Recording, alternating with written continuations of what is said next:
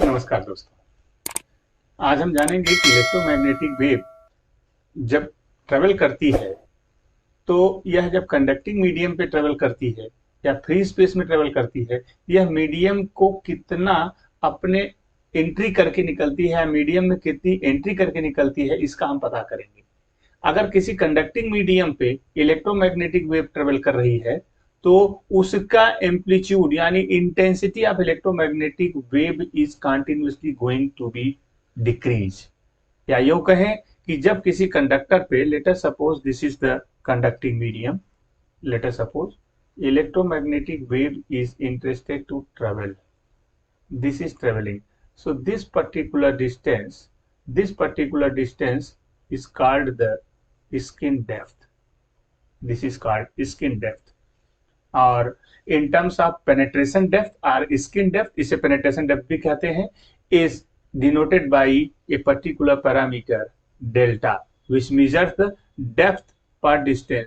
यह जैसे जैसे आगे बढ़ती जाती है इसकी डिस्टेंस आप देखें ये बढ़ती जाती है, ये बढ़ती जाती है। इसका मतलब इसकी इंटेंसिटी लगातार कम होती जाती है।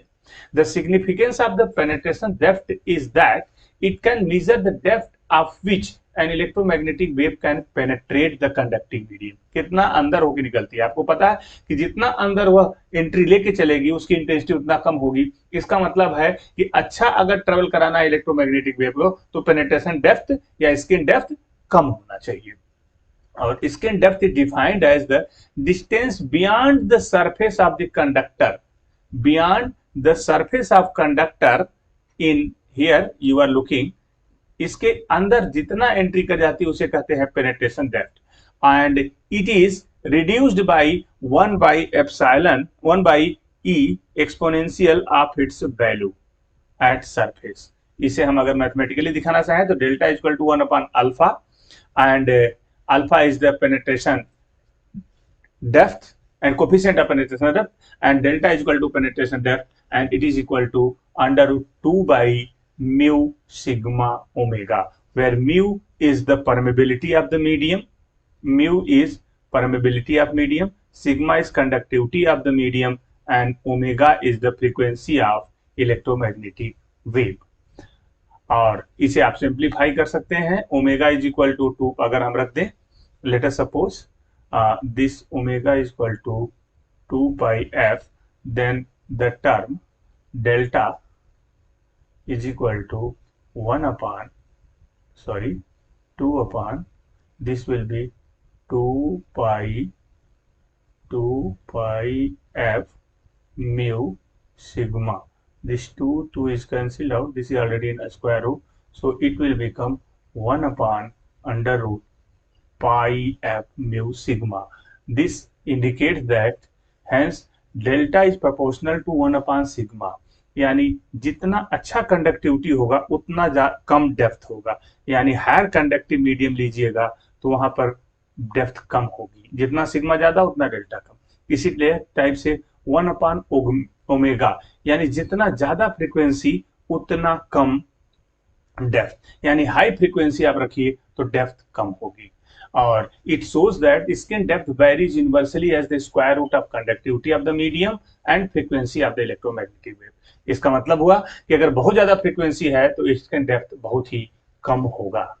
और आप कह सकते हैं at higher frequency electromagnetic waves it fails the penetrate, वो penetrate करेगा ही नहीं। The phenomena whereby field intensity is conductor rapidly decreases is known as skin depth।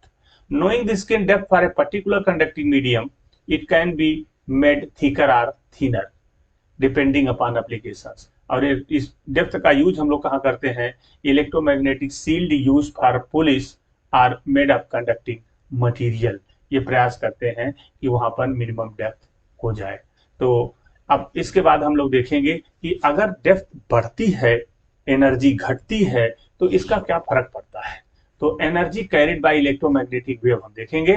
और just like mechanical wave energy, जैसे मैकेनिकल वेव एनर्जी को carry करती है वैसे electromagnetic wave भी कैरी करती है। इसको हमने क्वांटिक थ्योरम में देख लिया है।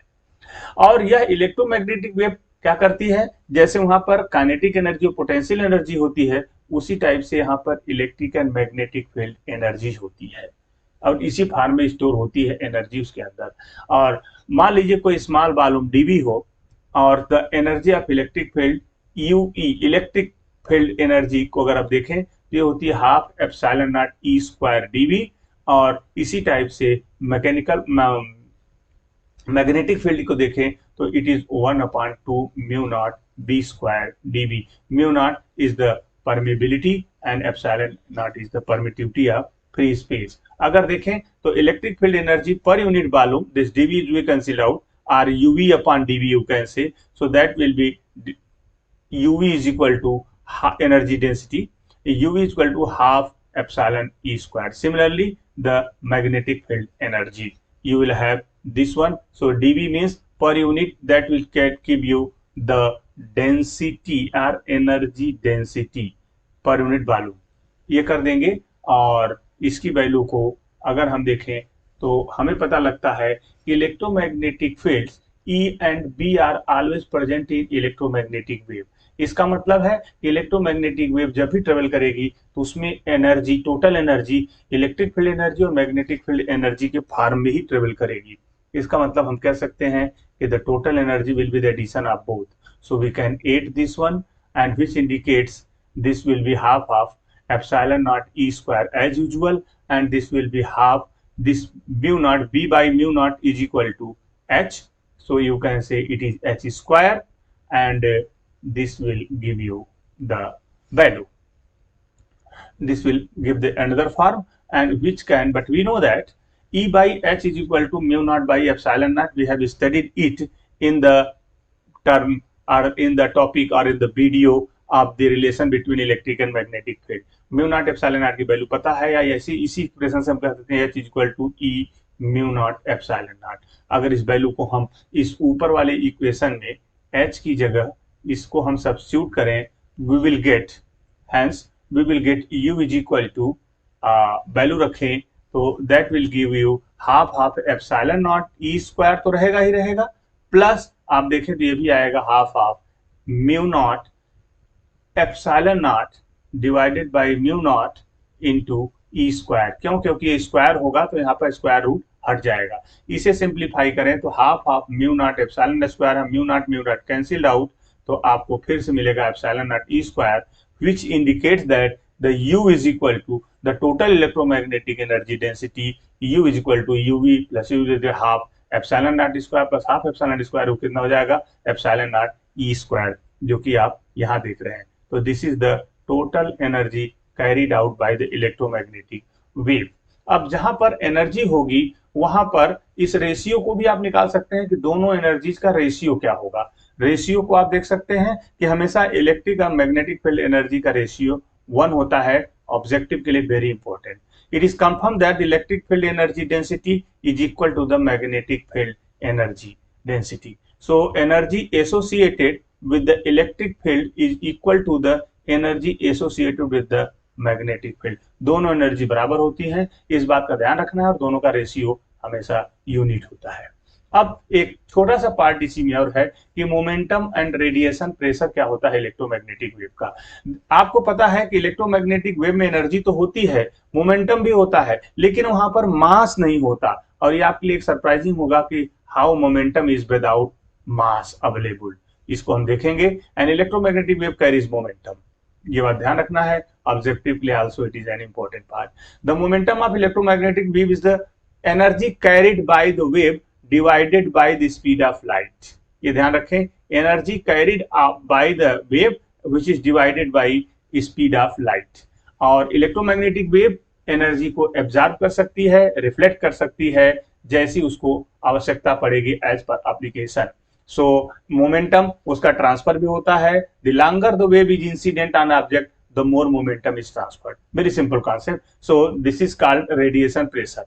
And now the momentum density for electromagnetic wave must be equal to the energy density divided by C, and since the energy density of electromagnetic wave is given by U is equal to epsilon naught square, जैसा मैंने अभी थोड़ी देर पहले इसको derive किया था, तो हम कह सकते हैं कि अगर देखा जाए तो मोमेंटम पर यूनिट टाइम को अगर हम निकालना चाहें तो ये आएगा epsilon naught square by C, यही तो होगा energy.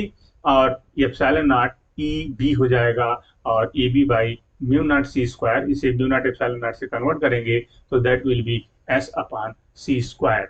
We can further, yeah, yes is energy. You can further express the above momentum transfer per unit time, per unit area, per unit volume, sorry, per unit time and per unit volume. You will have a dp by dv, that will be s by c square, dp by ac dt, that will be s by c square, or dp by a dt. आप देखेंगे dp by a dt is equal to s by c और dp by a dt is equal to eb by mu naught c. इससे ये पता लगता है कि the momentum is a property of the field, it is not associated with the mass of a moving particle. इसका मतलब है तो मोमेंटम मास से जुड़ा हुआ नहीं होता बल्कि एक प्रॉपर्टी है जो एनर्जी के कारण होती है. The momentum responsible for the phenomena of radiation pressure. अगर कहीं भी आप एनर्जी को ड्रॉप करेंगे तो वह एनर्जी उस सरफेस पर अंदर तक एंट्री करेगी और वो जो एंट्री करेगी निश्चित रूप से प्रेशर की वजह से उसको कहते हैं radiation pressure. If an electromagnetic wave with an average value of Poynting vector as S average is incident on object with no reflection and transmission, the radiation pressure on the object will be given by P is equal to F radiation upon A. इसकी value रखेंगे तो आएगा I by C. अगर radiation हो रहा है और absorption हो रहा होगा तो आपको 2I by C मिलेगा P रेडिएशन. तो ये दोनों रिलेशन इंपॉर्टेंट हैं, इनको आप देखिएगा. अगर आपको वीडियो अच्छा लग रहा है तो मुझे जरूर बताइएगा. आप सब्सक्राइब करिए, लाइक करिए और हम आगे वीडियो बनाते रहेंगे. Thank you very much.